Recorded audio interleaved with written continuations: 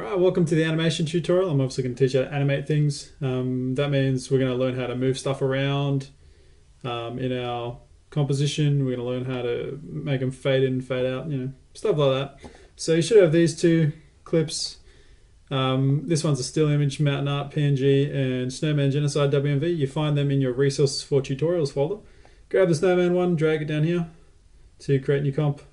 And you'll see this. I'm going to zoom it up for you, fit up to 100. I'll play this now. I warn you, it is pretty disturbing. Oh my goodness, that was creepy. Anyway, I'm going to zoom back down to 50% now because I'm going to have nightmares otherwise. We're going to add some animation. So click on this drop down, go to transform, and you'll see anchor point, position, scale, rotation, opacity. These are all keyframeable because I got this little stopwatch happening here. So just say I want to change opacity, that's fade in, fade out, as you can see. That's happening right there. Position obviously changes its position. Scale is zoom. And if you change the anchor point, that allows the zoom to zoom into a slightly different spot. But anyway, we can hit reset because that looked terrible. And we're going to move our current time indicator to the very beginning. And it's very important that you are careful with your current time indicator when it comes to keyframes, because wherever this is will affect your keyframe and your animations. So to the beginning for now, click on your footage here, hold down shift and move it to the left. Now it's out of our screen and we're going to make it flip into the middle there. So click on the position stopwatch and you'll notice a little yellow diamond appears here. That means there's a keyframe happening. Okay, and now we're just going to move our current time indicator. If I was to go all the way over here, my animation will be slower. If I move it closer to the start point, it's a bit quicker. So now I'm going to move my little, using shift as well, my footage until it fits right into the frame. There we go. Alright, you'll notice your footage slides in like that, and if I play it up here using my play, wow, that was incredible. Okay. If you want it to be smooth though, click on these keyframes, or this last one particularly. You go keyframe interpolation, and you can change it using these options. Instead of linear, you make it Bezier, and that'll change it so that's a bit smoother. Alternatively, you can just click on it and press F9, that works as well. But it sort of comes in a little bit slower action, makes it a little bit smoother. Okay, so that's a really basic use for animations. You can move footage around. So if you had like a green screen effect that you wanted, maybe you wanted like a, I don't know, an explosion to move slightly, this could be a way you could do it. I'm going to show you how to use this to make things fade in and fade out. So once again, drop the opacity once your current time indicator is to the start. I'm going to drop it down to 0. Click on the stopwatch, move it to about the same point, and crank it up, and you'll notice that it's fading in at the same time as it's moving. Incredible, I know. Yeah, you can go home and tell your parents you've learnt the magicness of computers now. Alright, so that's some simple animations. Alternatively, you can also do this with effects. So if I was to drag in an effect right now, while having my footage selected, effect, and I'm going to go with blur, and I'm going to pick the Gaussian one because it's cool. At the moment it's doing nothing, but if I increase its settings up here, you'll notice it's got little stopwatches up here as well in this effects controls. But also, now that we've put it on this footage, we have another little drop down here, which is our blurriness control. Okay, and if we move that one up, you'll notice my footage gets really blurry. And if I move it down, it's back to normal.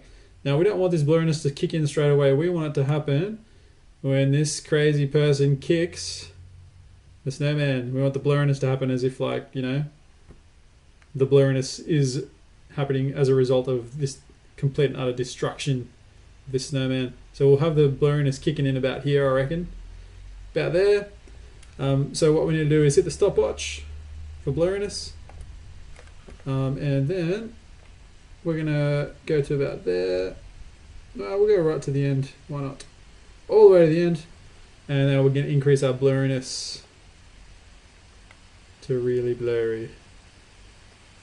Okay, so about 28 or so, and you'll notice it's progressing its way into blurriness as everything falls down. Okay. Right, now you can see I've got a lot of little arrows happening here, and my layers are starting to get a little bit messy. And this is only with like 1 or 2 animations. Imagine if you've got, I've had compositions that have had like 20 or 30.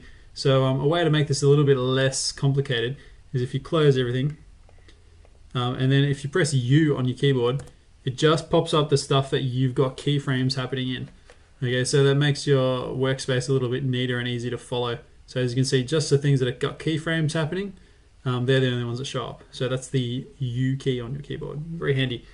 But now I'm going to show you how to use your layering system. So you'll notice here that I've got one item in my layers here. I'm in layer 1. I'm going to drag down my my mountain art PNG, and that's going to make me a second layer. You can't see it because it's behind the snowman clip, but if I drag it to the top, like so, you can see it. Okay, I'm going to put it behind it, and I'm also going to go layer new solid, and I'm going to make a black solid as well. That's going to go also to the very bottom. All right, now what we're going to do is we're going to shrink down our stuff so that all is visible on our composition. So by clicking on the snowman layer, I'm going to click on the very edge up here with one of these dots, and I'm going to drag it. Now you can see how it starts getting all funny if I don't hold shift, but if I do hold shift, things shrink in the correct proportions. So always a good thing to do. I'm going to get about there, and I'm going to do the same with my mountain art. I'm going to shrink that down a bit so that they can all be seen. All right, now what you're going to do is prove to me that you're amazing with your animations. We're going to make these things all fly in at different times. So obviously the first one's been done for you. Flies in. We're going to make the other ones fly in one after another. So as this one's coming in, we're going to make our mountain art fly in as well. So we're going to go down here, we're going to go to transform, and we're going to change position. So firstly, let's move this one out of the screen. Now you notice I did that without clicking on my position up here. I actually just did it with the numbers down here. And now I'm going to hit the stopwatch. And as that one comes in, I'm going to move mine in as well. And I'll do it with the numbers again just to show that it can be done. That one's going to go in. It'll end up behind it. Perfect. So, but just by clicking and dragging on these numbers, that allows you to do that. And I'm going to make my black solid, which isn't really going to be visible because it's black. So let's change that quickly. Composition, sorry, layer, solid settings, and we're going to make it, I don't know, white. Sure. Press OK. That'll be a little bit more visible considering the background is black. And we're going to make this one fly in as well. It'll start here, I reckon. And we're going to go down to transform for white solid, go to position. Actually, we'll drag it out first, and we'll make it come down from the top using, or the bottom, top, that works better. Up there, hit the stopwatch so that it starts from this point. They come down, and then we'll make that one come down respectively. Go down.